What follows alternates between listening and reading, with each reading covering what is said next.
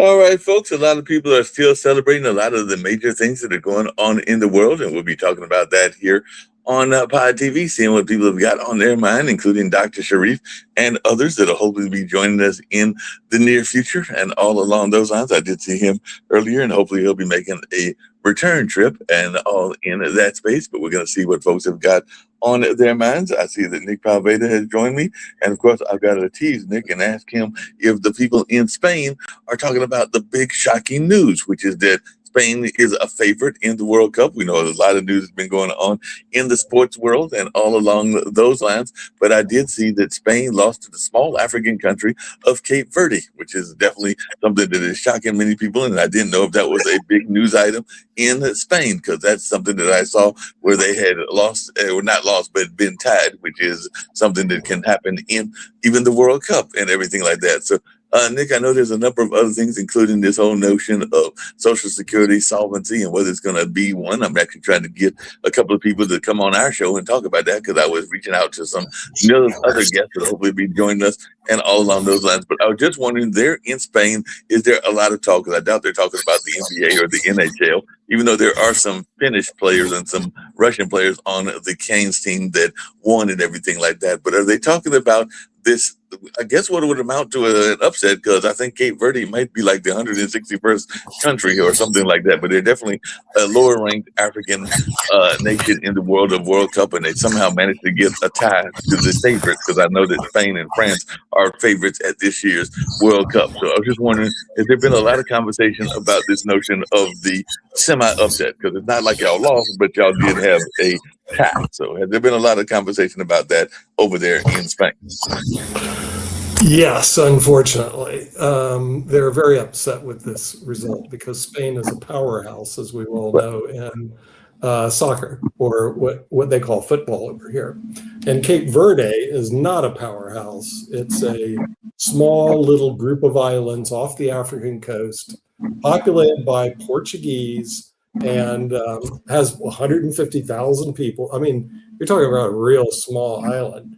And they managed somehow to tie Spain. So it was not fun at all for the Spaniards to see Cape Verde, or whatever they call it, the Cape Verde Islands, actually tie Spain in the World Cup. So yeah, it's big news over here. People are upset. People are jumping out of windows. They're committing suicide. I mean, they're burning in the streets. It's horrible. I mean, it sounds like that would be horrible and everything like that. Yeah. But and I don't know what can't be anything worse than Spain not winning the World Cup. I mean, it's Spain. So it's Spain, and y'all are supposed to be on the favorites along with France, and of course Brazil is usually a favorite. Argentina is usually a favorite. There's a number of others that are favorites in this competition, because we've already got the games. They started back on the 11th, so in the early part of the stages. But this will be something that will be taken up celebrations. I think that game was in Atlanta that Spain lost, but they'll be going to Miami. They'll be going to, I guess, alongside those other cities in the United States, and of course they'll be also going to places in Mexico and Canada. So it looks like the whole of North America will be having World Cup fever for a number of weeks and everything like that. I don't know if Bangladesh sent a team or not. So Dr. Sharif, did y'all send a team to the World Cup? Because I know that y'all are really big into cricket, but did you send a team to the World Cup? No, Bangladesh do not attend as a football team in the World Cup Football Championship. Bangladesh people really like football so much, but definitely cricket is popular. But let's see, maybe next 20 years or something, Bangladesh will get chance to World Football Cup Championship and so on. One interesting thing, I see one of the Canadians, I think he's from Bangladesh. In the opening ceremony, he go for jazz music or performing music and so on. And I think he's from Bangladeshi background in the opening days. Besides that, one thing I just want to share: Bangladesh has huge supporter for Argentina and for Brazil. Many of the hues of the people actually they support Argentina and Brazil, and it's look like people actually crazy about that. This is interesting place, and yes, people love football so much. And but one thing I want to understand, like football is not popular in USA, but USA playing in the World Club football championship, right? Yeah, they have a team that's in the World Cup. Yes, of course. It's just not as popular as American football, American basketball, and our version of cricket, which is American baseball. Okay, Okay. so the thing is, they have things are just a little different here. I Well, always wondered what would happen if you took the top American football players and turn them into soccer players, or have the baseball players turn into cricket players. How well they would do, But That's a good. all the sports are a little different. So it would be interesting, but it would take them a while to be really good, and they may not ever be as good. They may not ever be as good and everything like that. But speaking of sports news, and then we'll get to some world news as well and everything like that. But another big news that is going on, and you'll love this, Nick, and everything, is sports is very big even in the world of news. And there is a College World Series. And right now there are teams that are in the double elimination round and being eliminated. Carolina, which is over there in Chapel Hill, won both of their games. So they are waiting for their opponent. They might already have their opponent and everything like that, but they have to lose twice, otherwise they'll be heading into the championship bracket and all along those lines. So definitely that is going on and all in that space. So it's interesting, this whole notion of the College World Series, and I see that Rick Rosner is joining us as well, so we'll ask him something along those lines. But yeah, the College World Series is going, and it does look like Carolina is doing well. I think they were waiting to hear who was going to win the game against Troy, which is a team that wasn't strongly favored against one of the semi-favorite teams. Troy made it all the way to CWS. I know they beat Florida, but they won their region. They won their region. Yes, Carolina won their region. It's kind of incredible. Wow, Troy! Yeah. You got hats off to Troy. I mean, it's not a Division I Big Four school, but apparently they can play a little baseball, and every now and then that happens. We don't get the I'll have to say the U.S. College World Series. You don't watch in Barcelona. I mean, it's not happening. Now we did see a movie that dealt with spirits, which was pretty good. I've heard about that movie. The House of Spirits.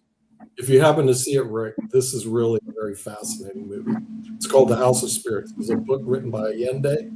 And so it's not a new book. Is it a new movie? No, it's a new movie, but it's not a new book. But if you happen to see The House of Spirits, it is really a very well done movie. It's called The House of Spirits. And it's about, it looks like it's about Chile. Okay. Which people aren't familiar with, but Chile had some very, revolutionary deals going on back there. In other words, they basically, Allende was a communist. He took over the government. A lot of people got killed. Then Pinochet came in and killed Allende. I mean, it was just one of these. And there's I've got some friends that have actually been done movies. The Ariel Dorfman and his Ariel Dorfman and his son Rodrigo, who is a filmmaker. They actually came from that country and everything like that. So they have some very interesting They actually came from Chile. They came from Chile, yes. It is Chile or Argentina. I think they're from Chile, if I remember correctly, and everything like that. But they definitely know that history and all along those lines. So definitely that would be very interesting to hear more about that. Apparently, there's been some conversation coming back to world news about this notion that Macron and Zelensky were having a conversation about how to handle Trump. So they were having this at the G7 conference and all along those lines, because they're trying to figure out how to deal with Trump at the G7 conference. And apparently they were having were heard on camera game planning how to handle Trump and all along those lines. So, and of course, Trump had a meeting, and there was all the conversation around the handshake with Macron's wife and everything like that. So I guess folks are figuring out what to do with Trump and everything like that. And there has been some notion about forcing Russia into peace. So Zelensky thanks G7 leaders for strong ideas on how to force Russia into to peace. And of course, there's notions around sanctions as well, and all in that space. So, what is our thoughts around this notion of the G7 conference and all of this conversation going on in that space? Are y'all following that story? And what do you think about? I believe Donald went to the G7. Whether he can function competently in a group setting, not surrounded by his people anymore, is, I don't know. We should talk about the pre-peace treaty, though, the U.S.-Iran peace agreement. Yeah, that's actually pretty big if it holds. U.S.-Iran, but also they're keeping it secret because, and the thinking is that it's secret from the terms are being kept from the American people because we didn't achieve anything that we went to war to try to get. Wait, we killed a lot of people and we gave the Iranians back their $25 billion. So we did accomplish stuff. So remember how much trouble Obama got in with everybody because But that was Obama. This is Donald. Donald never gets Obama returned $1.7 billion in frozen oil revenue to Iran after they made a deal to let us inspect for nukes. Yeah, that was the most terrible thing in the world, according to Republicans. Now we're going to give them $25 billion back. Yeah, yes, and maybe $300 billion in development and rebuilding funds. Oh, how sweet!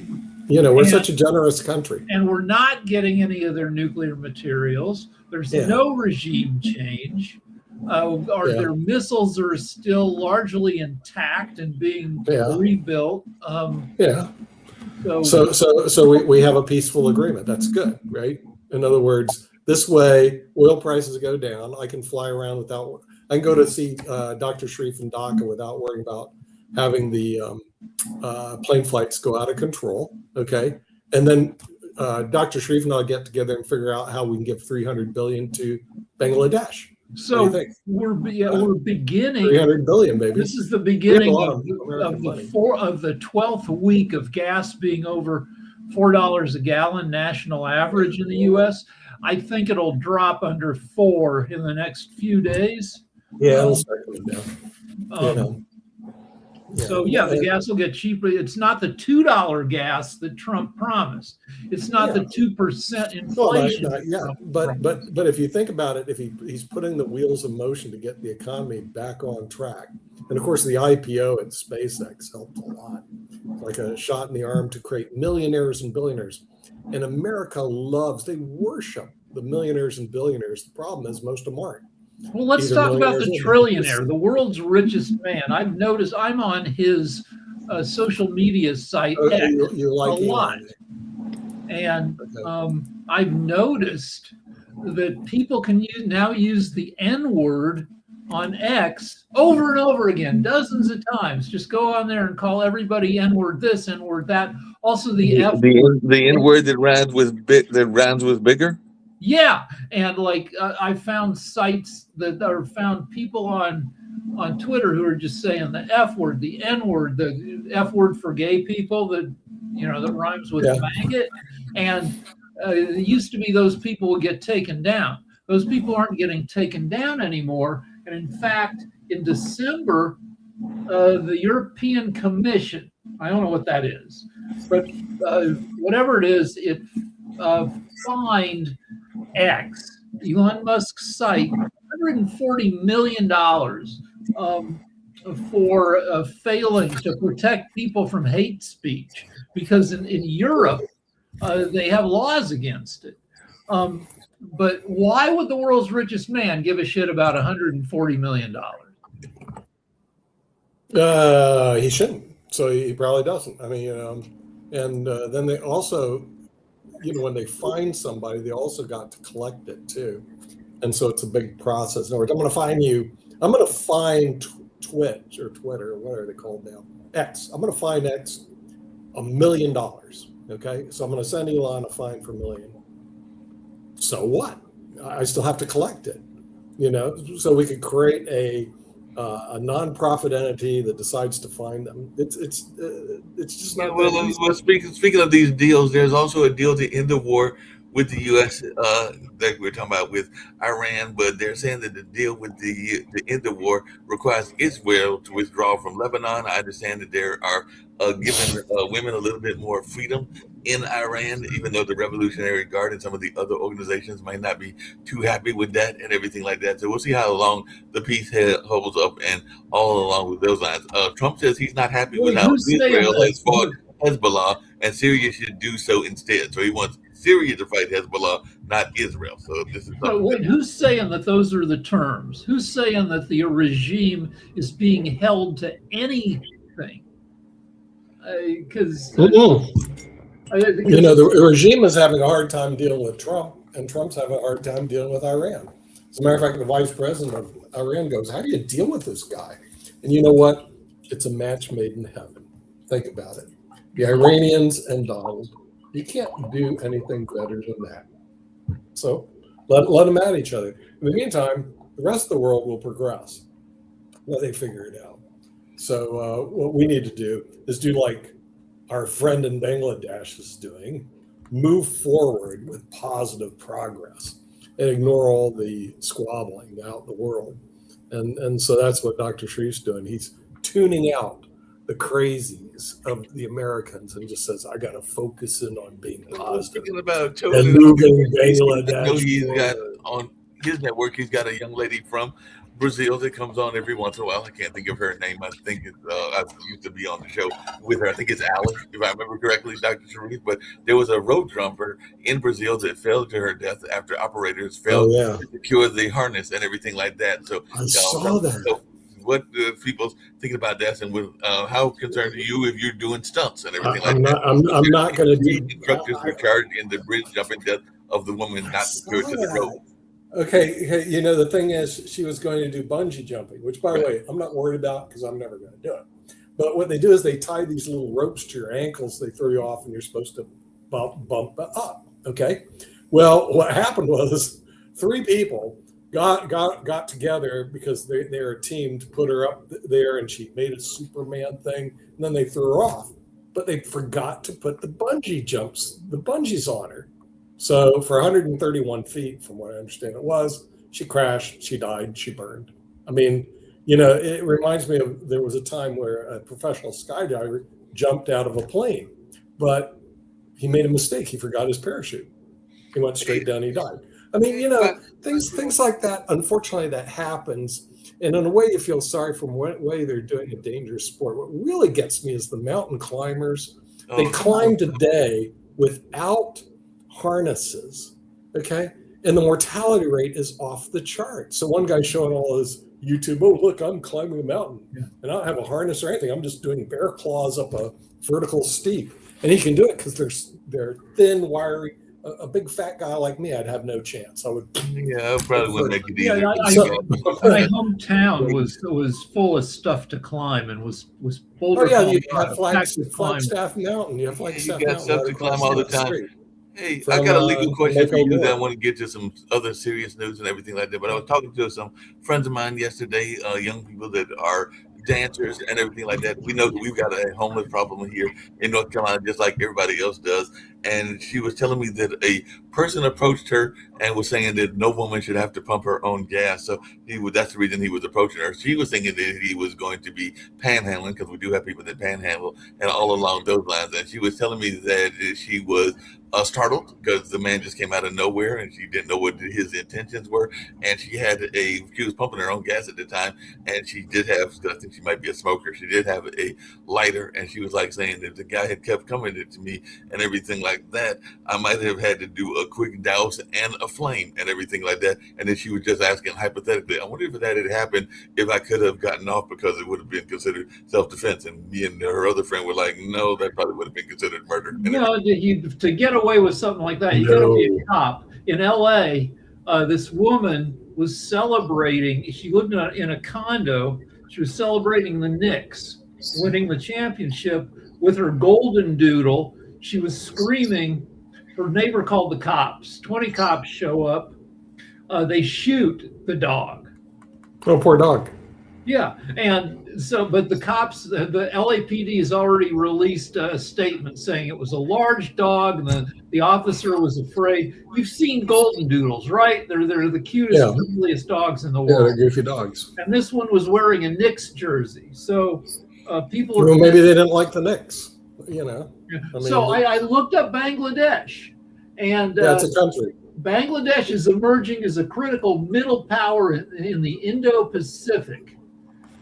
Yeah, So they have where 170 million people, and in you're a place situated about the size- in the Bay of Bengal between, Well, you know, you've got speaking India of Bangladesh, to the west, you've got China to the north. It ideally situates you to you've got your GDP is higher than India's. hey, Dr. Really? Sharif, just really Yeah. quickly, because I got a question about Per Bangladesh capita, as per well capita. and everything like that. I have a serious question about Bangladesh because I was watching because y'all know I love to watch some of these old TV shows. I was watching an old crime TV show, and one of the characters was associated with Bangladesh and everything like that. And they mentioned Bangladesh having a strong, and given this movie was several years ago, maybe even a decade or two ago, because it was one of the Law and Order, a very big fashion industry. And you know, we had a big textile industry here in Durham, North Carolina, as well as the tobacco industry. So I was wondering, is textiles and fashion still a big industry in Bangladesh? So y'all still have a lot of work in the fashion industry? Yeah, definitely. This textile industry is a very big hub in Bangladesh. But I'm worried about this development of AI because last month I see that in India, in the textile industry, they are utilizing AI for replacing human. Right? They are actually trying to do that. So most of our buyers come from Western world, especially from North America, and North America heavily developing their artificial intelligence. So there is a high chance, definitely there is a high chance that many of the textile industry may replaced by AI. So yeah, so this is one of the challenging things I think Bangladesh has to face because of the AI revolutions.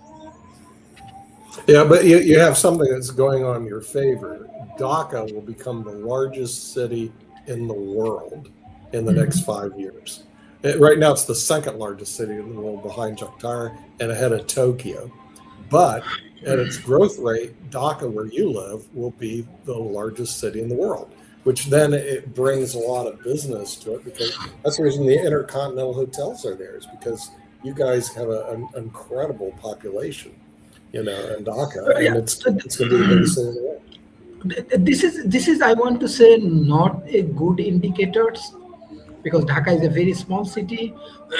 Definitely, we need decentralizations because of too much of people. We have traffic issues, we have pollution-related issues, and so on. Also, our prime ministers and our government trying to decentralize Bangladesh. Uh, it's definitely difficult because Bangladesh is a very small country, it's a lot of populations. Um, but this is interesting discussion. Nick has a very good economic predictions and so on. So it may create positive impact for Bangladesh. Yeah, but those, you know, those are solvable problems. I mean, the thing is, a lot of cities have a lot of people. I mean, that's there are ways that you can solve the problem, and you can solve the pollution problem too.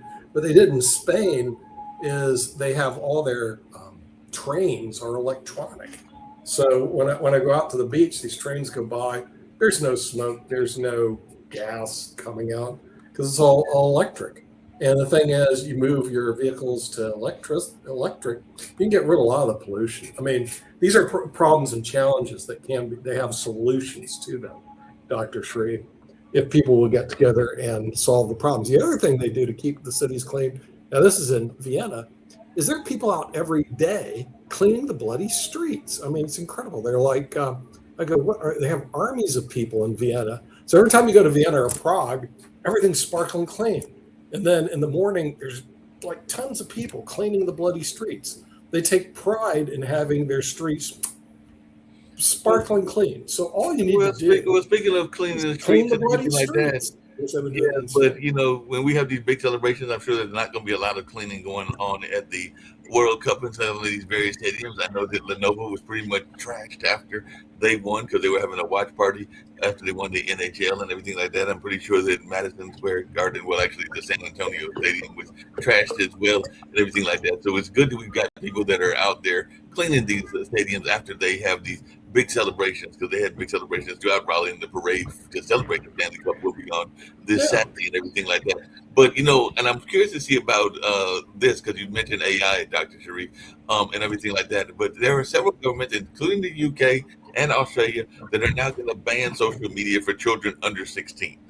Fortunately, I think both of my nephews will be over that age if they were living in those countries, because one will turn 18 in August and the other will turn 17 this August and everything like that. But I just wondered, what's your take on this notion of social media banning kids from the internet and everything like that? And are y'all trying to do something similar in Bangladesh? I think for implementing this kind of policy is impossible for Bangladesh. Still, we do not have because try to understand major policy and other things for Bangladesh come from abroad. Example, JICA help to develop policy and so on. Mm, But many of our young people, they actually making money through as a social media influential and so on. Even those who are under 16 years old in Bangladesh. Let's see what happened. But for me, how I understand this local economy, how I understand the local culture and social activities, it's almost impossible to ban social media. Those who are under 16 years old. Yeah, that makes sense and everything like that. Hey, Sasha, I saw and I mentioned before you got here that Zelensky and Macron were actually having a meeting to deal with how to handle Trump and all along those lines. But I also saw, and I'm just wondering, do you ever worry about your own safety and everything? That a Russian opposition artist, Robert Kosovac, was shot dead in exile in Poland. And I know that you're very much, like many of us are, a critic of Putin and everything like that. But this satirist was shot recently and everything like that after some anti-Putin protests in Berlin. And I know that you're probably not on his radar and everything like that, even though Pod TV does try to be an international station. But I was just wondering, are you ever concerned about your own safety at any time with all of this stuff going on in the wars? I'm concerned about my safety, but Putin has very little to do with that. I'm concerned simply because we live in a very complicated world, a very violent world, and everybody should be concerned about his or her safety.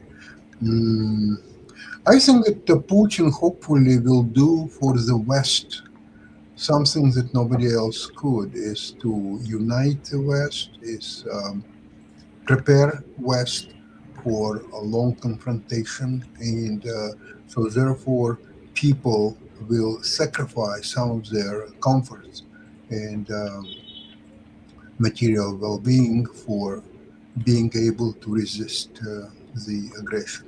By the way, this G7 meeting in France is very interesting, is that except Macron, nobody communicates with Trump. Trump alone walks to his room, and he comes, and he sits, and he sleeps in a chair. And for example, our Prime Minister, Carney, he has no scheduled meetings with Trump, not even telephone call, nothing. I will show you what he commented is, there's nothing for me to tell him. Why would I waste my time to communicate with a person that I have nothing to tell and listen to his garbage? That's for me all waste of time. So just forget it. And the most interesting thing, in my opinion, is what's going to happen with that so-called deal with Iran, whether it will survive by Friday. For example, Israel announced that there's no way they will leave Lebanon. And that's part of the deal. But we don't know what is the deal actually, because it's never been announced, it's never been declared. So we can all guess what deal. It's not even a deal. It's memorandum of understanding, which is not binding by any stretch of imagination. So this is. But actually, Trump mentioned something in France. I think it was Macron or so. He said that he needed this deal by Sunday to make sure that stock market will do well. That's his only consideration. No, what he doesn't care one way or another is a deal or no deal or whatever it might be. Maybe there will be continuation of war. Maybe there will not. He cares about his stock account, and he's doing hundreds of $billions worth of trades. For example, the figures from first quarter and second quarter probably will not be different. And that's the only thing where he cares. He doesn't care about inflation. He doesn't care about gas price. He doesn't care about nothing. It's just well-being of himself and his family and his cronies in State Department, cabinet, whatever he has around. So this is why I'm skeptical. You know, the deal is so bad that it's unclear whether this deal is beneficial for the United States or not. It's so bad. Maybe sometimes no deal is better than a bad deal. So maybe that's the case. But we will see. What's today's Tuesday, so there are 3 more days, and either it will not be signed, so then we are wasting our time discussing it, or it will be signed, so at least next day it will be published, the text of that memorandum. I think people will be shocked to find out what's in this memorandum. In fact, this is so far by far the biggest win for Iran in all its newest history, because it started the war, and U.S. and Israel had such an overwhelming advantage, and what's happening now, all that advantage is gone.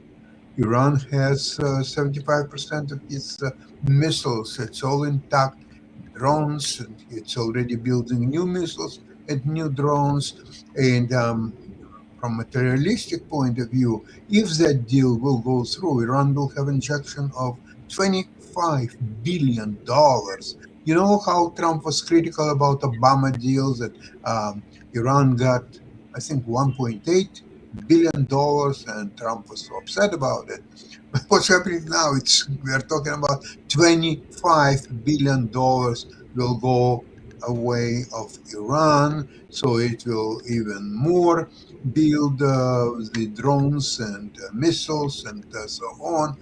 So I don't know, maybe now it's a last chance to completely dislodge this regime and completely take it over, and there will be cost. Absolutely, there will be cost, and Americans will die as a result of it.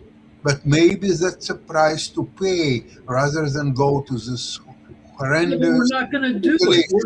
We're not going to do it. We're going to get this terrible deal, and Trump is going to tell everybody it's the best deal in history, and enough Americans will believe it that it won't make any difference for Trump. Rick, I think a lot of Americans now have their own view of Trump and his so-called deal-making abilities. And they understand that they were trapped by Trump, and they have to suffer because of that. And there's enough opposing media to Trump which explains every step of whatever deal he's trying to make or so on. So it's not going to be easy for him to portray this deal as the greatest thing for Americans or so on. It's not. And so what I would say is, let's wait until Friday and day after. Until Friday, whether the memorandum will be signed. And if not, then we don't care about what's in this memorandum. Now, if it will be signed, then next day, supposedly, we will get a text of this memorandum, and we'll enjoy and applaud Trump's genius as a deal maker. We'll see how that works. All right, Genius all and right. everything like that. I'm not optimistic. So he had all the hoo-ha on the White House lawn, the UFC fights. The day before it, they had motorcycle jumping on the White House lawn. They put up 2 big ramps and they did X Games in front of It's a the White House. circus. It's a circus. Yeah, and only 16% of Americans approved of this, thought it was a good idea. But still, he did it.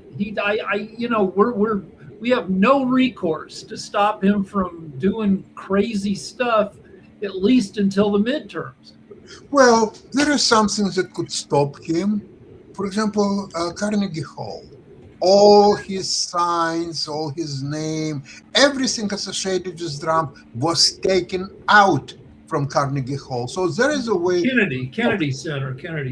Sorry, Kennedy Center, of course. So there is a way to stop him if there is a will, if people will unite in that case. And in fact, that's what's going to happen by midterms.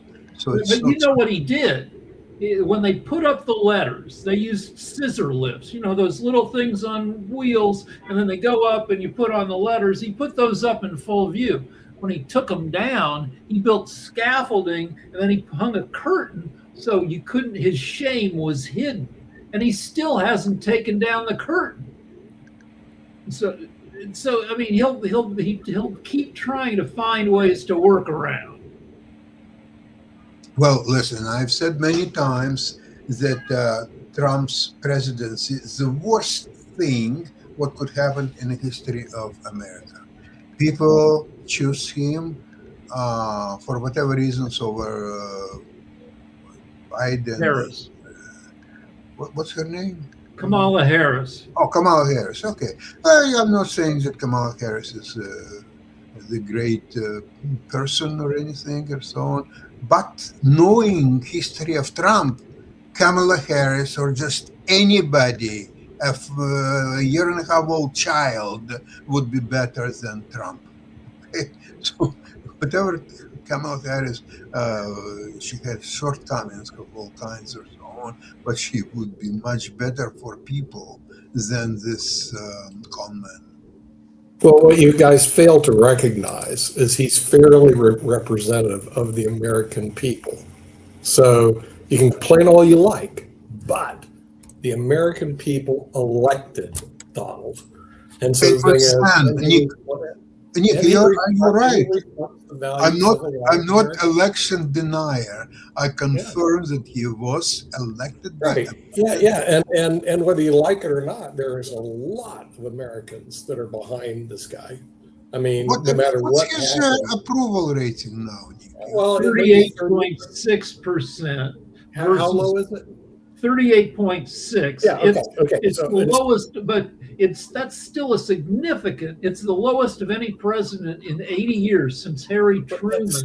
But it's still a huge chunk of America. It's a chunk of America. That I agree. Okay, so you can imagine this. He's able to pull all these stunts, Sasha, and still have nearly 40% of Americans back him. So you know what it tells you? It tells you a lot about the American people. He reflects who America is. Well, not exactly. Okay, it's basically 40%. Half of that, 20% of Americans are not paying much attention, but are patriotic and will support the president regardless of who the president is. And then another 20% are, a mix between reluctant Republicans saying, all right, well, and lunatic MAGAs. So, but when he got elected, I predicted this was going to be chaos too. But let me tell you something. If you ever see this movie, like I do recommend it, it's called The House of Spirits. If you have a chance to go see it, you should go see it. And they said things can get worse. Here's what's going to happen. You think this is bad? it's going to get worse. And you know why? The Democrats are going to come in and they're going to win the House. And then all chaos is going to break loose in the United States for the next 2 years. So even though it looks bad to you guys today, you haven't seen anything yet. Well, It's gonna the be chaos is crazy. in some 2 of the years. chaos is this: once the Democrats take the House, if they do, and it's still a little bit up in the air because of redistricting, it looks like they have a pretty great chance. But anyway, if they do take the House, they come in early January. They sometime pretty early on, they probably vote to impeach. Trump goes on trial before the Senate. He doesn't have to show up. They just have a trial. And he won't get kicked out of office. He'll just get pissed off. They will subpoena, the Dems in the House will hold hearings, a ton of hearings about the Epstein files, because half of the Epstein files, the most damaging half, have still not been released. 3 million documents. And so they're going to be fighting about that for the next 2 years. Oh, and it's going to be worse because once they take over the House, they're going to subpoena every person that's part of Trump's cabinet. It's going to be a complete circus for 2 But enforcement, years. you like to say enforce it, and everybody subpoenaed will be Oh, they're not going to be able to. come and get it. They'll be able to enforce a subpoena to get you to go to the House, but it'll die at the House. So they'll impeach Trump again for the third time. It'll go to the Senate. It'll be dismissed. Okay. Then they're going to call these hearings, and all the Democrats are going to be pounding their thumbs, going like this. Oh yeah, we're now Democrats. We're in charge. It's going to be the most sickening thing you ever seen. It's going to be Trump redo, except that it's the Democratic Party. So rather than having to listen to the extremely disgusting Trump, you're going to get the disgusting Trump with the extremely disgusting Democrats together. And I it's don't think weird. anything gets more disgusting than the grumpy old pedophiles of the UFC American fight politics. when what's his name, insulted Michelle. And all I could have dreams about that night was Will Smith walking on the stage and slapping that ugly old man off the stage for saying something so insulting. But you talk about a group who says women shouldn't be in sports, because they get beaten up tremendously by men, and then they just drag them in by the hair like that. How disgusting! That is pedophile. That is pedophile character and behavior. Did you hear him? I'm going to shama your mama. I mean, what the heck? I mean, that is abuser, pedophile, disgusting behavior. The whole world should ban every fight he's in. Never say his name and make him walk the walk of shame. All right, so I have a question. I have a question. Are there any grown-ups in the room? Nick, I have a question for you. Grown-up. I am a grown-up. Let's make you head of the Democrats, and you're mostly concerned with getting back the presidency in 2028, because without the presidency, you're screwed. What should the Democrats do in the next 2 years to win America back and get rid of this clowny administration? James I mean, Tallarico has the biggest, to me, the biggest character to carry forward something, because he's not fighting back with the cartoons and everything But he may not win because I don't think anyone's going to win from the Democrats if we continue fighting back. I think it's going to take someone who's up there and talks policy and convinces people to unite. And James does that. He takes a lot of punches from the Republicans and he takes them on the chin. I mean, he's walking around with a T-shirt now that says, "I'm a Talafrico." You know what? He's just taking it. When he is a diehard Christian, but he doesn't push religion in the state or in politics. He says religion needs to stay in the churches. People should have a right to their own religion, but we don't need to force it down children's throats, like putting the 10 Commandments in the schools. And I mean, what are they? I mean, you're a Christian and you sit there and you go, "I believe Christ is going to forgive me of my sins." But then you list a bunch of rules. If Christ is going to forgive you for all the sins, why do you need the 10 Commandments? He's going to forgive you, right? But okay, so what are his policies? Because Harris had some James, interesting policies. His Harris, policies are a good budget. He's got good mental sense on finances. So his policies are getting a good budget in place, utilizing the funds where they say they're going to be utilized. You know, he's going to focus on some of the fraud that's going on, just like everyone else. But his focus is, it's not just about the party. He's not always up there going, the Democrats are this and the Republicans are that. His focus is about what is right for the people.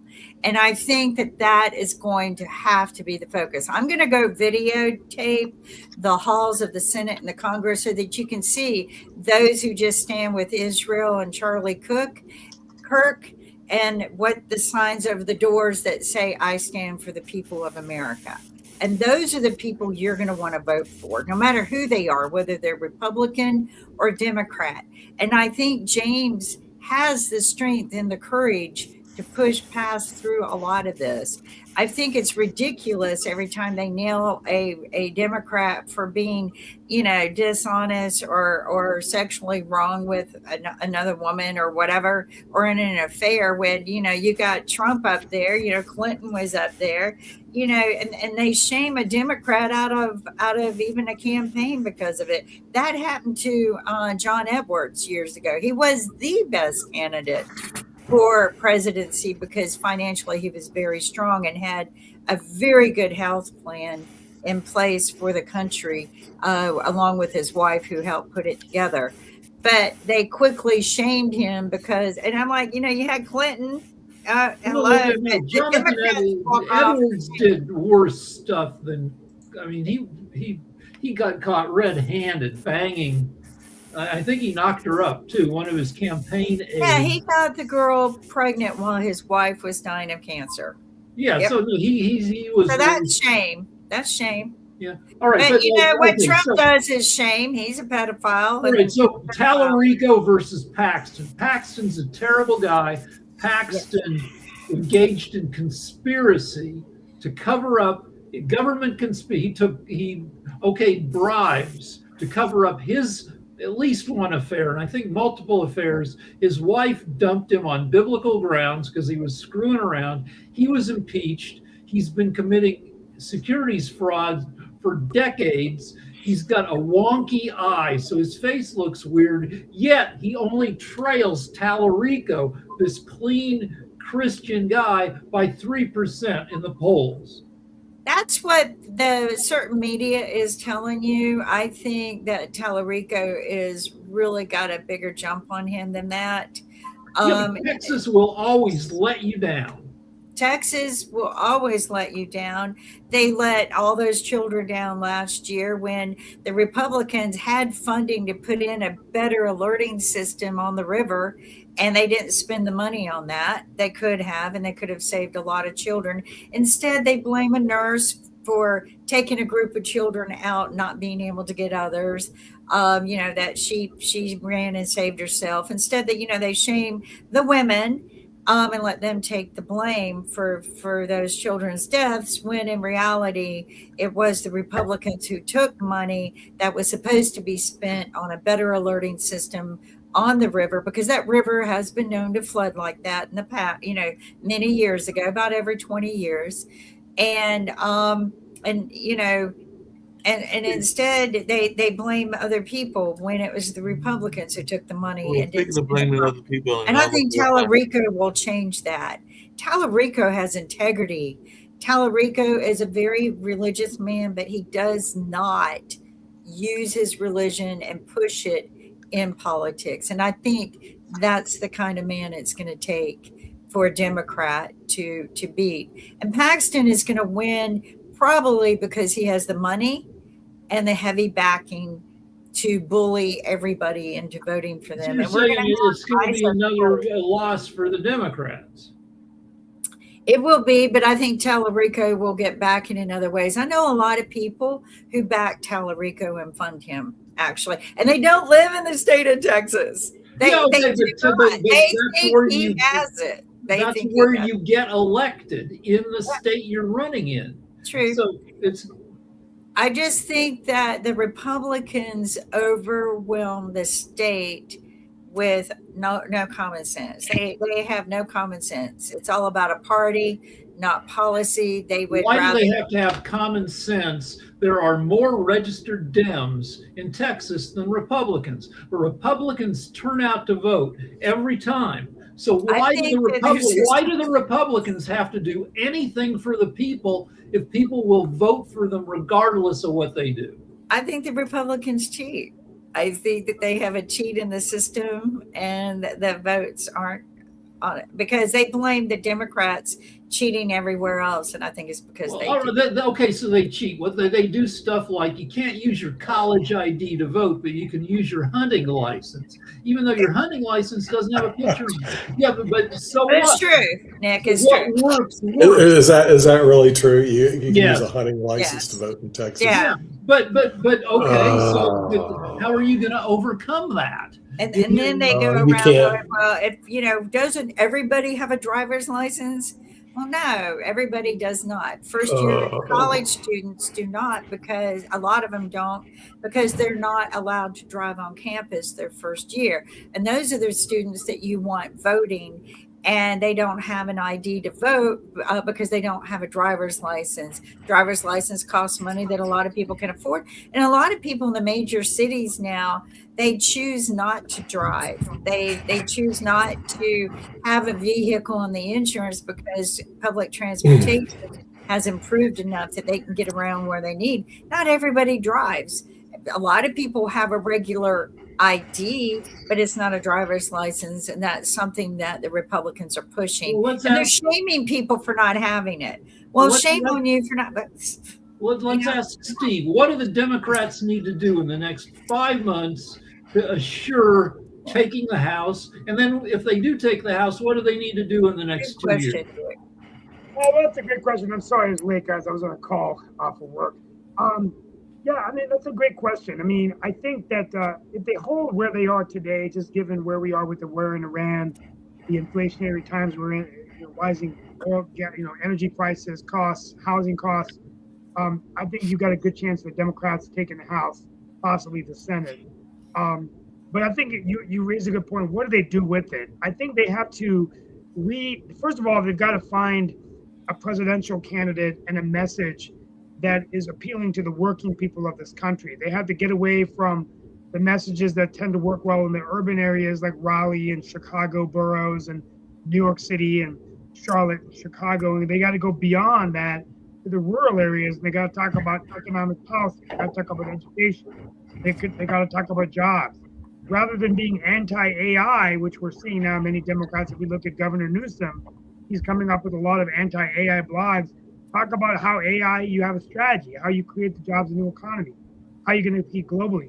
That's what the Democrats have to do. What they're fighting against is they become a party so far to the left that when they win the nomination, and right now I am predicting that Kamala Harris will most likely have the greatest chance of being the nominee of the party. I've went through that myself when Democrats typically elect women in primaries over men. And when they do that, what they do with Kamala Harris, they're going to go shift to the left. If it's Newsom or Kamala Harris as the nominee, then I think the Democrats have failed, and I think they're going to lose the presidency in 28. I think this is their last chance to win the presidency in our lifetime. I think if the Democrats don't win the White House this time, then I'll be a grandfather by the time a Democrat comes back in. I have kids. I don't have grandkids yet, but I'll be 72 years old. But anyway, Rick, I think that's what it is. And that's what Trump's done.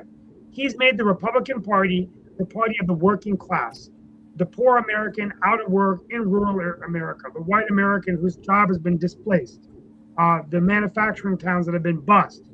Well, they're not voting Democrat in the presidential elections.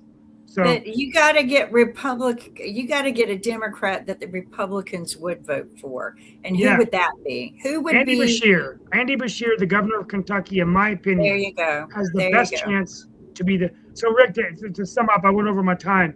I think the Democrats have to be on message. They have to focus on the fact that they have policies that can make our economy better. They would have foreign policies that would be more unifying, building our alliances, keeping the world safer, and doing it and bringing back the United States of America to a position where people are inspired us and they believe in us. And the president of the United States is looked upon as a leader of all the nations of the world who have fought and died for freedom. Go see the movie Pressure, and you are amazed that a man like of the caliber of Dwight D. Eisenhower was in the White House, to where we are today. How do you, okay, so one last question. How do you convince people that you can bring them jobs? Because tech and AI have been chewing up jobs and spitting people out into this half-assed economy where they have to drive Uber or go on OnlyFans. How do you convince people that there are going to be actual non-crappy jobs? Because tech is changing everything. Well, I think it is. I think the job, there's still going to be opportunities of training the people on how to use the AI in the jobs that exist. Innovations occurring at 5 times the speed of when the cloud has come along. John Chambers said that a few weeks ago in a podcast that I was listening to. But the productivity gains are threefold from when the cloud came along. So what that means is that the larger companies can do more with less. So absolutely, you're not going to need those entry-level jobs, those mid-level jobs. So what we have to do is we have to focus more on education, focus more on training, making sure that we're working with the unions as well to make sure that they have a bill of rights in terms of their skills that they're going to get for the job. It's not going to happen overnight, but just like when the cloud came along, we often thought those jobs are going to go away. Order entry jobs went online, but then big companies came along and people were put in jobs where they were valued. So I think that's what we have to do, Rick. But the challenge is it's happening faster than we can ever blink an eye. I mean, I'm a lobbyist now in tech for my job. I have never seen innovation move at this speed. I mean, you go on a Monday, by Friday, the technology is obsoleted, something new is coming out. So that's going to be the biggest challenge, is how we keep up. But hey, man, how do you convince people that when everything's in chaos, that somehow it's going to, the tech machine is going to spit out jobs? Yeah, I know that's the problem, right? And unfortunately, it's becoming political, because you read these Gavin Newsom emails, I'm going to fight AI and do this and stuff, because everyone's afraid about data centers and energy and utility bills. And so then what's happened is, even happening in North Carolina now, many progressive Democrats are anti-AI, anti-technology, which I don't think is good, because they still want some of those companies coming in and growing and hiring jobs, like where Kimberly and I live, Pendo. That's the new Skyline in Raleigh. That's an AI company. They're going to be a unicorn soon. I don't know how you convince people, but it's going to take. It's an art, not a science. And I think we're all going through it. But I think that this is the problem. It's like we're on a plane ride. It's extremely turbulent. You have, imagine being on a plane ride. You've got, jobs shaking and this shaking and that shaking, and now you've got this empty vacuum of, I don't know where I'm going to go work, but I want your vote. You're going to lose your job, but I want your vote, right? And that is the unfortunate situation that we're in. But quite honestly, I don't think we ever recovered from 20 years ago when the tech boom outsourced all of the engineering jobs to other countries after they trained them. And I watched this happen, and watched friends and family that I worked with for years that invested in their education lose their jobs, lose their homes, and nowhere to go. A lot of them just had to totally reconvert their whole career path.